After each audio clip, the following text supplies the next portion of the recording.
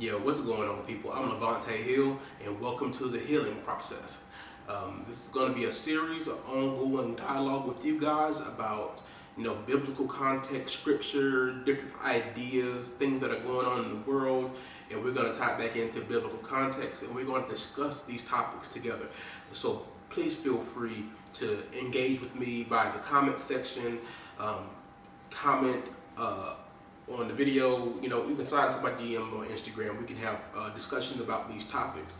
And if you have something that, really sticks out, we can really bring that discussion to the next video. So in today's segment, we're going to read through, the book of Ezekiel, chapter 3. And whatever sticks out, I'll chime in and I'll kind of give a little bit of context there or my thought in reading it. And you guys do the same. Verse 1. And he said to me, Son of man, eat what is before you, eat this scroll, then go and speak to the people of Israel. So I opened my mouth, and he gave me the scroll to eat, which is the word. And then he said to me, Son of man, eat this scroll. I am giving you, and fill your stomach with it. So this is enough for you to fill up on this word. So I ate it, and it tasted as sweet as honey in my mouth. So when God gives you something to partake in, it's going to be sweet. Sweet as honey. That's a beautiful thing. He then said to me, Son of man, go now to the people of Israel and speak my word to them.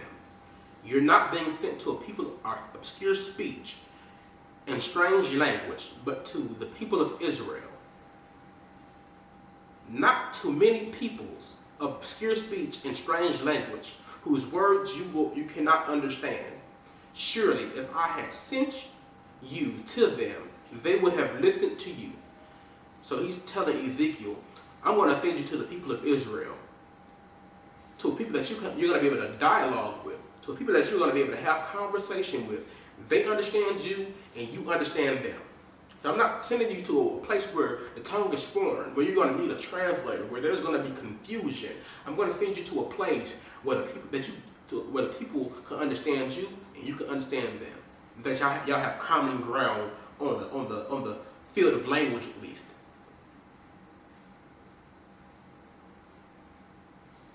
Back to verse 6. Now verse 7. But the people of Israel are not willing to listen to me, for all the Israelites are hardened and obstinate. Let's read that again. But the people of Israel are not willing to listen to you because they are not willing to listen to me, for all the Israelites are hardened and obstinate. So there's a wrench in the bucket right there. There's a bit of a caveat. I'm going to feed to these people because I have a word for them. But they're not even willing to listen to you because they have some disdain against me at the moment. But I will make you as unyielding and hardened as they are. I'm reading the NIV version, and that's verse 8. So I'm going to give you some preparation. I'm going to make you as hard-headed, as unyielding as they are. So I'm going to give you a tenacity, a zeal. I'm going to give you, some stubbornness that you're not willing to give up just because they are unhardened towards me, or hard-hearted towards me. I will make your forehead like the hardest stone, harder than flint. Do not be afraid of them or terrified of them, though they are rebellious people. So they're rebellious, but there's no need to be afraid. There's no need to be terrified. Just because they're hardened towards me, and they may be a little bit rebellious, I'm not going to let any hurt, harm, or danger come out of you. No weapon formed against you shall prosper. So go and do it anyway. Because I'm preparing you. I'm giving you that hardness, that unyielding tenacity. And he said to me, Son of man, listen carefully and take to heart all the words I speak to you. So I want you not to miss a drop of it. Get all of it. Take it to heart. Everything that I'm speaking to you. Go now to the people in exile and speak to them. So the Israelites are in exile right now. So that's probably the reason they have some they've been hardened towards God or the Lord.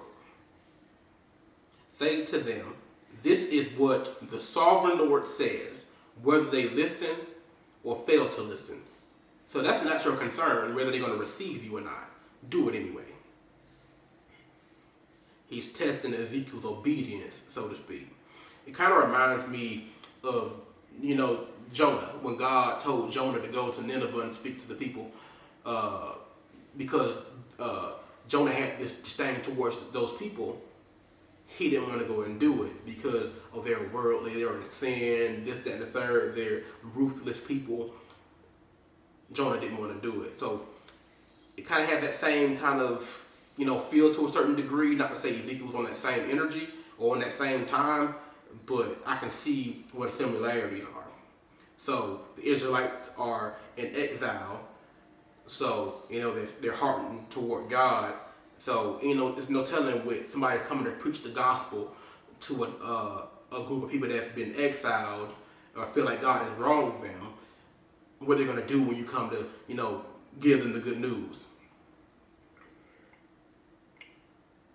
Then the Spirit lifted me up, this is verse 12, and I heard behind me a loud rumbling sound as the glory of the Lord rose from the place where it was standing. So a sound went forth, and the glory of the Lord rose. Okay, it was the sound of the wings of the living creatures brushing against each other, and the sound of wheels beside them. A loud rumbling sound.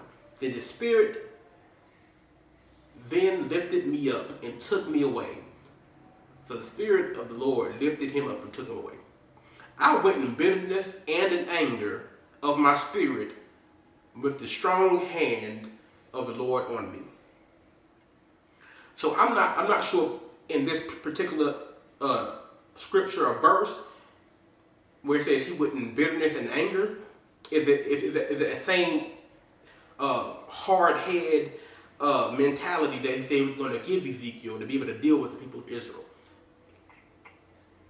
Or if it's some type of disdain or, not wanting to go and he's been whisked away or taken away to go to this place he didn't want to go to. Is that why he's bitter? So if you have context or information on that, leave it in the comment section. I would love to, further this dialogue to get more information that relates to this particular scripture. That is verse 14, Ezekiel 3, verse 14. I came to the exiles who lived in Tel Aviv, near the Kabar River, and there where they were living, I sat among them for 7 days, deeply distressed. So Ezekiel was stressed, sitting amongst these people, contemplating what he may have to tell them and how they might receive him or what their actions might be towards him once he gives them this information. So he's distressed about that. On the verse 16. At the end of the 7 days, the word of the Lord came to me. Son of man, I have made you a watchman for the people of Israel. So hear the word I speak and give them warning from me. So God has a warning he wants to give to his people, the people of Israel. And he's sending that via Ezekiel. When I say to a wicked person, you will surely die, and you do not warn them or speak out to dissuade them from their evil ways in order to save their life, that wicked person will die for their sin, and I will hold you accountable for their blood. But if you do warn the wicked person, and they do not turn from their wicked ways, their wickedness, or from their evil ways, They will die for their sins, but you will have saved your life or saved yourself.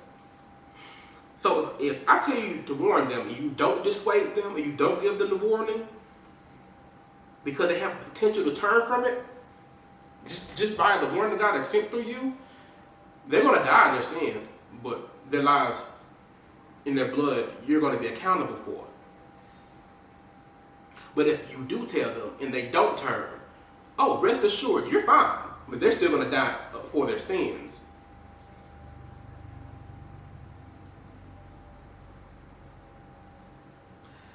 Verse 20, and again, when a righteous person turns from their righteousness and does evil, and I put a stumbling block before them, they will die since you did not warn them. They will die for their sins. The righteous things that that person did will not be remembered, and I will hold you accountable for their blood. Again, if you don't, warn these people, whether they have been righteous at one point, whether they're wicked and they're in sin, if you don't warn these people to turn from that, and they die with that still on them, and they had an opportunity to come to the glory, and you don't do your due diligence, their blood is on your hands. But if you do warn the righteous person not to sin, and they do not sin, they will surely live because they took warning, and you will have saved yourself. This is very simple, cut and dry. The hand of the Lord was on me there, and he said to me, get up, go out to the plain, and there will I speak to you. So I will speak to you in a certain destination. So I got up and went out to the plain, and the glory of the Lord was standing there. That's crazy. Imagine going to a place that God has preordained, predestined for you to give you some information, and you see a physical representation of what his glory looks like manifested. I can only imagine how, was it Peter that God showed his hind parts to? Because if he would have showed him the fullness of himself, he couldn't take it.